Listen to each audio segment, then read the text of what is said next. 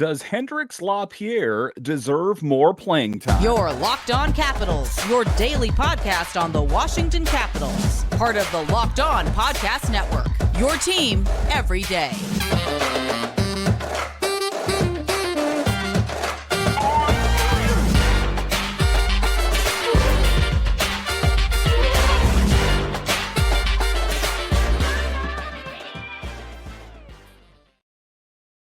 Well, hello and welcome into this edition of Locked On Capitals.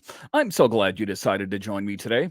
As always, this podcast is free and available on all the major platforms, including the SiriusXM app and on YouTube. And I want to thank you for making this your first listen each and every day. My name is Dan Holney. You can find me on Twitter. It's at DanCaps218. You can find the show on Twitter. It's at Locked On Caps. And the best way that you can help grow the show is to subscribe to Locked On Capitals on YouTube and comment anything down below. I would love to talk Capitals hockey with you one-on-one, and we can do that on subtext. Just check the show description for more details. Today's episode is brought to you by Game Time. Download the Game Time app, create an account, and use code LOCKEDONNHL for $20 off your first purchase. So in this edition of Locked On Capitals, we talk about notes from today's practice. Yes, so we had pretty good production in the last game that the Capitals played against the Columbus Blue Jackets. Is Spencer Carberry going to tinker with the lineups a little bit? We'll talk about that in the show. A little bit later, we will talk about, does Hendrix LaPierre deserve more playing time on the Capitals? I know it was just one game here that he really popped off the page, but when it's kind of in between Kuznetsov and LaPierre, who ultimately deserves more playing time? We'll talk about that. And then to close out the show, we will have your comments about the Caps play as of late. But just to get it going here, let's talk about that. Does Hendrix LaPierre deserve more playing time over Evgeny Kuznetsov? Evgeny Kuznetsov, what do we know? He's hot. He's cold. He loves this team. He wants traded out of here. He's kind of been a mixed bag so far this season. I wouldn't say that Evgeny Kuznetsov is off to a horrible start, but is Hendrix LaPierre a more viable option? Is he going to be more sustainable? I guess we don't really know that for sure as of yet, because it was only one game that he really stood out. And kind of the history on Hendrix LaPierre is that when he first got called up on the big team, he played really well, but it wasn't sustainable. So I would like to see a larger sample size of a Hendrix LaPierre at the center position, third line center position, something like that, and see what ultimately does he have in the tank? Can he is it just a one-off? Was it a flash in the pan there that he just had one great game, or could they continue to see multiple great games out of Hendrix LaPierre? That would make the plot thicken quite a bit. As far as who do you go with? Do you go with Kuznetsov? Do you go with LaPierre? And I know that, Kuznetsov, he cycled through at practice today with Hendrix LaPierre at the center position on the third line. But what is one of the things that we know about Kuznetsov is sometimes he plays the first line center. Sometimes he plays second line center. He can kind of go up and down. But as you take a look at the Capitals lineup out there, I don't think Dylan Strome's coming out of the lineup. I don't think that Nick Dowd is coming out of the lineup. So it is an interesting position as to ultimately who's going to slot in where. But for me, just right now, I like what I saw from Hendrix LaPierre. I would like a longer look from him on this team to see if it's sustainable.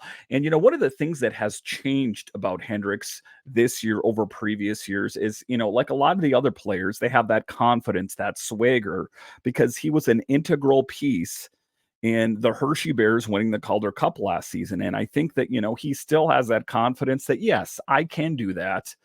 Even though I am the youngest guy on the active roster, I can still do it. But just taking a look at what have you done for me lately, LaPierre scored a goal and 2 assists on the Capitals' 4-3 win over the Blue Jackets, really popping off the page. And it was a huge thing. And LaPierre scored the game-winning goal. It was a backhand goal. If you didn't see the game, look it up on YouTube. It was one heck of a goal, just driving towards the net. He thought he had a breakaway there, but he saw someone coming, so just backhands it into the net. the place erupts and goes wild. But what is the history? What kind of player is Hendrix LaPierre? LaPierre was the Capitals' 2020 first-round pick. He became the youngest player to score 3 points in a game for the Capitals since a 20-year-old John Carlson did it. So, he did have one game, and I know that it's just a one-game thing, but I want to see more. It just seems, what is one of the things that we know about the Capitals this year is that it's the third line, it's the fourth line, it's the bottom six that's primarily young players, save, Nick Dowd, who isn't, an old guy, but he's not the youngest guy on the team. The young guys are the ones that are getting it done. It's Malenstein and Protas and McMichael and LaPierre. So that's what I want to see, is what kind of players do they have in these young guys? So it's going to be interesting to see, ultimately what they have in the tank. It was his first goal of the season and first NHL goal since 2021. Again, he's been on the roster for a while, but the thing about Hendrix LaPierre is he was teetering, he was wobbling back and forth. Is he going to be in Hershey? Is he going to be in Washington? And it was just, I was meant to be that Evgeny Kuznetsov said, I'm too sick to play this game. So guess what that meant? That meant LaPierre got his opportunity, because to be honest with you, LaPierre wasn't playing for a couple games before that, and I thought he's going to get reassigned down to Hershey. That's just what's going to be the case. But I think that he has a bit of a longer leash as far as the Capitals wanting to get a longer look at him, and I think that is the right idea. During LaPierre's first rookie camp in 2021, he shared the ice with older prospects like Hunter Shepard, Connor McMichael, Riley Sutter, and Bobby Nardella. All four of those names would eventually become LaPierre's teammates on Hershey's 2023 Calder Cup winning squad. And I think that he learned a lot from the veterans on the team. And I think that he was put through his paces and seasoned, and, kind of like a war veteran or someone that goes through something traumatic. Sometimes they come back a different person, maybe a different skill set. They came back doing something, and they maybe didn't know how to do, and they came back, and all of a sudden they're like, they have this life experience that's changed them. I think that is the case for Hendrix LaPierre. He was a little bit young, a little bit green before last year, before they made that big push for the Calder Cup, but he learned a lot of things, and I think that is important in his success. And it was kind of a baptism by fire. The Bears went down 2-0 in the Cup final series against the Coachella Valley Firebirds, and then quickly went down 2 goals on the road in Game 7 of that series. He was put through his paces. It wasn't just something that, they were using him sparingly. He was put in under pressure. And let's face it, that Hershey Bears team on paper really shouldn't have won that game. The Coachella Valley team was that great last season, but the Bears found a way to overcome against adversity. And again, if you take a look at any of the players that played on that roster, they are now changed players and just really killing it. And that's why the Hershey Bears are in the position that they are in as well. But one of the things that kind of changed for Hendrix LaPierre this offseason is because they had a short summer, because they played so late, is that he had to change his workout routine. He put less focus on strength building and more focus on getting faster and taking care of his lower body. It's kind of an interesting position. These players have different workout routines that just given the fact that the Hershey Bears played so late, they played in the Calder Cup final, that he didn't have as much time to devote to bulking up or putting on muscle mass, that he just kind of worked on, his shape, his lower body, his skating. But just taking a look at him last year, LaPierre recorded 30 points, 15 goals, 15 assists in 60 games for the Bears last year. He would add an additional 6 points, 3 goals, 3 assists in 20 playoff games. Huge. For a young guy like that to get that kind of production, I think that is why he is a changed player on this team. And I'm not going to say that he is going to get a long-term spot on this team, but what I am saying as I record this right now is that I think that, just based on the last game that he played, he at least deserves a longer look. The difficult position, however, like I talk about, and if you're in every day of the show, I talk about this quite often, is who comes out of the lineup so he can go into the lineup. Just given the fact that you don't want to shake up the team too much, just given the fact that they have been playing very well as of late. So sometimes, you can kind of get crazy and like, how about if I plug this guy here and that guy there? Let's just say we don't want to be the Columbus Blue Jackets who are a dumpster fire burning out of control. Let's just kind of stick with what we know. And if it means they have to scratch Kuznetsov for a game, guess what? I don't care. I think it's okay and it's worthwhile to experiment. And I think that Hendrix LaPierre deserved another opportunity, or another player has to come out. I think that you need to go with what works. And that's the same reason why Spencer Carterberry has been riding with Charlie Lindgren. I wouldn't be surprised if we see Charlie Lindgren in the next game that the Capitals play here. Why not? He's deserved it. Don't get stuck in such routines that I have to go with this guy or I have to go with this guy because he's my number one. Let's go with what works. Let's ride it till the wheels fall off and see what this team has before we make any big decisions. What is one of the things that we've heard, and Brian McClellan has said as much, is we need to address the top six. Okay, maybe we can kind of push that off a little bit. We don't want to shake things up too much. If we remember last season what happened, the Capitals were struggling, and we said if we could only get Backstrom and Wilson back. Guess what happened? Wilson and Backstrom came back, and the Capitals were worse. So let's just kind of, not get crazy. Let's just kind of continue down this path and see how far it will take the Capitals, because so far, I really like what they've assembled and put together. If you take a look at how the Capitals started the season 1-3-1, and take a look at how they're doing right now, it is quite impressive. And if it isn't broke, don't try fixing it. All right, so coming up here after the break, we will talk about notes from practice today. Yes, Spencer Carberry and his assistants were tinkering with the forward lines and the d-pairings. What did it all look like? I'll talk about that coming up.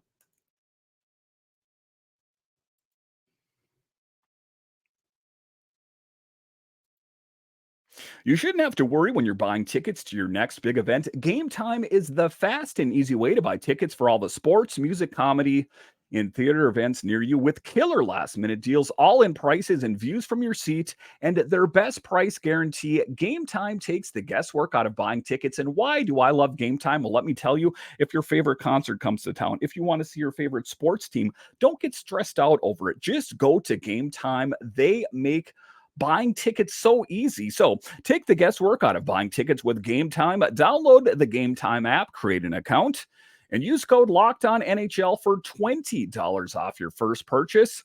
Terms apply. Again, create an account and redeem code LOCKEDONNHL for $20 off. Download Game Time today. Last minute tickets, lowest prices guaranteed.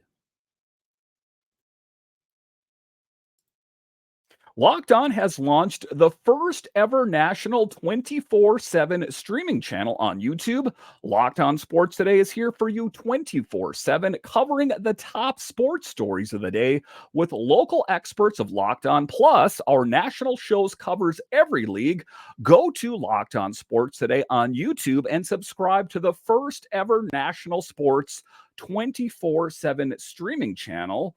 Check it out today.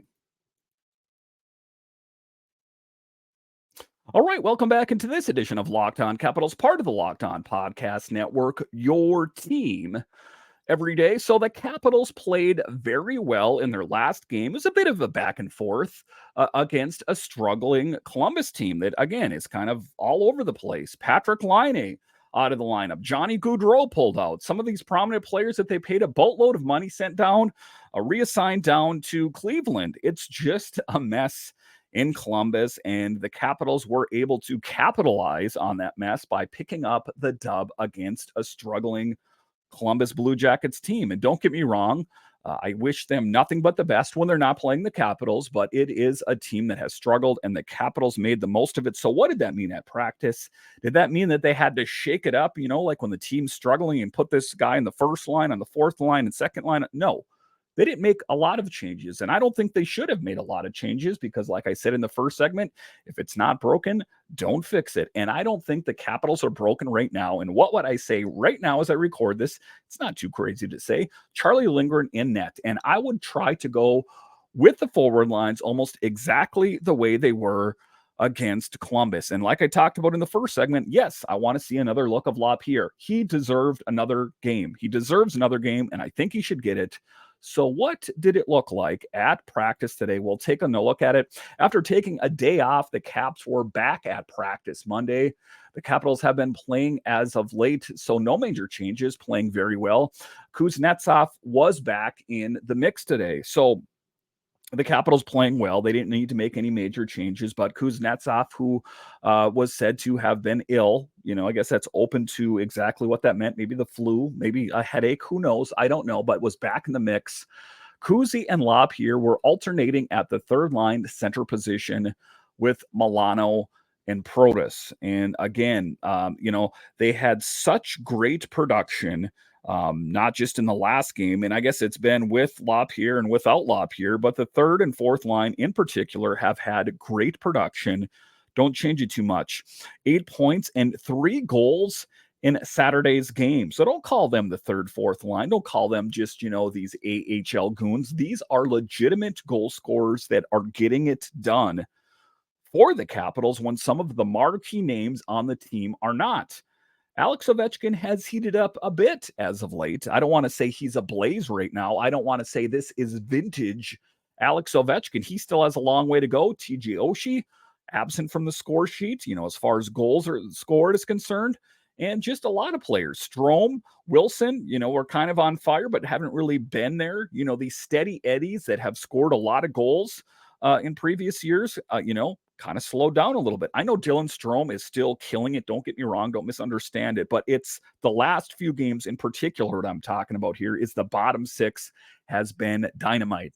And you take a look at Alex Ovechkin. He has some empty netters in there. He had the one where he came off the bench and scored a goal. But none of these games for Alex Ovechkin that we remember where he's scoring hat tricks and then he's scoring 2 goals here. And, typical Alex Ovechkin hockey. There's still something that's a bit amiss. And, is it age? Is it an underlying issue?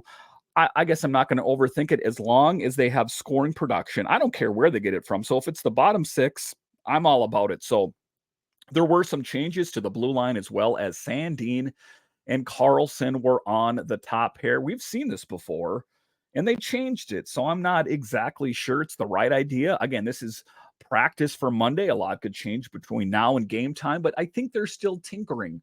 They're still trying to figure it out. Mitch Love is trying to get, the best lineups out there as possible. Edmondson and Jensen on the second line. Let me tell you one thing. I love what I saw from Joel Edmondson as advertised. Big, rugged defenseman, logged a lot of minutes, and that was just one game. He is that intimidator. He is the guy that's not afraid of mixing it up, getting in front of the net, clearing the lane. I like Joel Edmondson's style of hockey, and I look forward to seeing more of it. Again, it was just one game, but from what I saw, pretty good. I think he was a little bit rusty, but he still looked pretty good, all things considered. Alex Alexiev back in after being scratched for a couple games. So still a little bit uncertain on that third pairing about who's going to be in, who's going to be out. We've seen Hardy Hoffman-Octel. We've seen Lucas Johansson. We've seen Alex Alexiev. At some point, I think they should pick one. Maybe they don't have to. Maybe they just kind of want to keep it fresh and, getting different looks. I don't know. I guess I'm not too upset about it just because the Capitals are playing really well right now. Power play, that's another story. So on every front, I could say for the Capitals, they're playing well, except for the power play and for the marquee names on the team not really showing up a lot on the score sheet. People are quick to say, well, didn't you see Alex Ovechkin scored a goal in the last game, or he scored an empty netter? But that's not vintage Alex Ovechkin. I want to see, Alex Ovechkin from what we've expected from previous years, knocking down records left and right. And again, I'm not pushing the panic button on Ovechkin as he has been scoring more as of late, but I want to see more consistent scoring with him. As far as extras at practice today, Lucas Johansson and Matthew Phillips skating as extras. So the Matthew Phillips experiment. Is he going to be that guy that's the healthy scratch on the team now?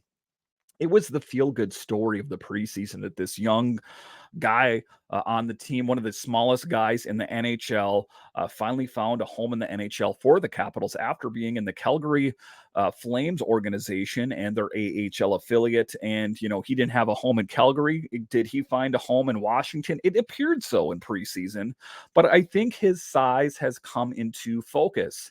And I don't think that it's going to be the case that he's not going to be back in the game again. What is one of the last big things that we remember from Matthew Phillips is a blocked shot that was really great. That's good. I like that, but I don't think that that's ultimately why they picked up Matthew Phillips. I think they saw him as more of a gamer, a guy that could score goals.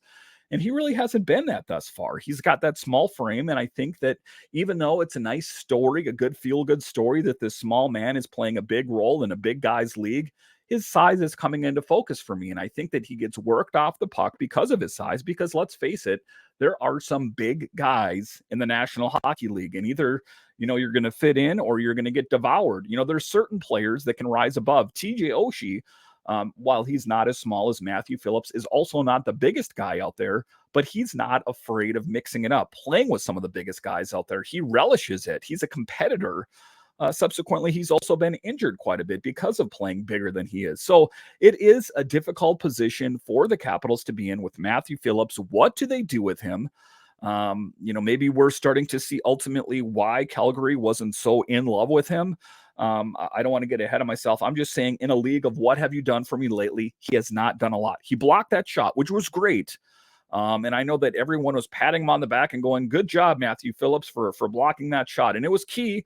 Probably maybe saved a goal. But I think that, like I said, the plan for him was bigger than just being that guy. Also, Martin Feravari still out with a lower body injury. So once he's in, another one of those players is going to have to come out to accommodate him. Martin Feravari, as we know, plays a big role on the team, always top on the team, near the top with hits, plays a physical brand of hockey. Subsequently, sometimes he's injured, but we're looking for this team to get back to all healthy.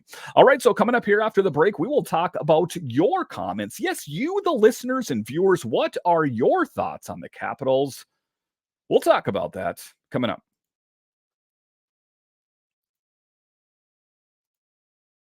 Passion, drive, and patience. What brings home the winning trophy is also what keeps your ride or die alive. eBay Motors has everything you need to maintain your vehicle and level it up to peak performance, from superchargers, roof racks, exhaust kits, LED lights, and more. Whether you're into speed, power, or style, eBay Motors has got you covered with over 122 million parts for your number one ride or die. You'll always find exactly what you're looking for, and with eBay Guaranteed Fit, your part is guaranteed to fit your ride every time or your money back, because with eBay Motors, you're burning rubber, not cash. With all the parts you need at prices you want, it's easy to turn your car into the MVP and bring home that win. Keep your ride or die alive at ebaymotors.com. Eligible items only. Exclusions apply. eBay Guaranteed Fit only available to U.S. customers. All right, welcome back into this edition of Locked On Capitals, part of the Locked On Podcast Network, your team every day. So when I do this podcast on a nightly basis, you know my thoughts. You know where Dan stands on the Capitals. But what do you, the listeners, the viewers of this show, what do you think about the Capitals? In this final segment here, I will go over some of your thoughts on YouTube. So you can always continue to put your comments in on YouTube. You can do it on subtext. There's always more information on that in the show description, on Twitter at DanCaps218 or at Locked On Caps, because I want to hear from you and see what you guys ultimately think is going right and what's going wrong with the Capitals. And the first comment here is from Billy Elrod, 1779. I think several things put Alex in a quote-unquote funk to start the season. His father's passing, not making the playoffs, and the rebuild talk, Backstrom's uncertainty, changes in the coaching staff, etc. Things are settling now, and Alex is finding his way just like everyone else on the team. To an extent, I agree with you, Billy. I think that's the case. I still think that he has a ways to go. I mean, if we know what, and we've, witnessed what kind of player Alex Ovechkin is historically, he is a guy that scores goals on a regular basis, a lot of goals. And he is a little bit behind, the eight ball, if you will, on where he needs to be. I think that he needs to pick things up a little bit here. I think that he needs to increase his goal scoring. And so someone's going to ask me, well, then what's behind it? I get asked that. Why isn't Alex Ovechkin scoring more goals? It's difficult for me to say. I think that to a certain extent, it's predictability. He sets up from the left dot and, tries to score pucks. Yeah, goalies, they're wise to that, or they cover him really well that way. And also, I just think that, his shot has seemed off at points. Like he's choked up too much on the stick. I've heard different things from Sammy Silver talking about that he's going through, various different hockey sticks, and maybe that has something to do with it. To me, that also might be a sign of something more, that maybe he's kind of concerned about his own production as well. So I do think that he is, quote unquote, settling in, like you said. I still think that he has a ways to go. The next comment here is from Sports Chaser 4922. Love what the Caps have been doing recently. Lindgren has been incredible, and the boys have really stepped up here. I do agree with that assessment. Charlie Lindgren has been leading the charge. Is he going to lead the charge for the rest of the season? Of course, we know that Darcy Kemper is on the active roster. We know that we have Hunter Shepard doing his thing down in Hershey, not to mention Clay Stevenson. So we have plenty of options for netminders. What is, the long-term plans for Darcy Kemper? I guess it remains to be seen on how Charlie Lindgren plays. At some point when Darcy Kemper is back from his injury, then he'll get more playing time. But as it stands right now, as I record this net is Charlie Lindgren's, and I don't really think that's up for debate. Why? And I talk about this on the show all the time. Would you go back to Darcy Kemper because he's the guy?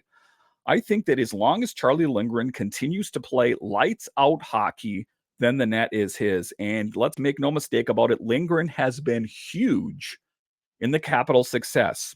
How the Capitals have fared with Darcy Kemper in the net, I'm going to say that at least some of those goals would have probably gone in. Am I going to say that they would have ended up in losses? Maybe.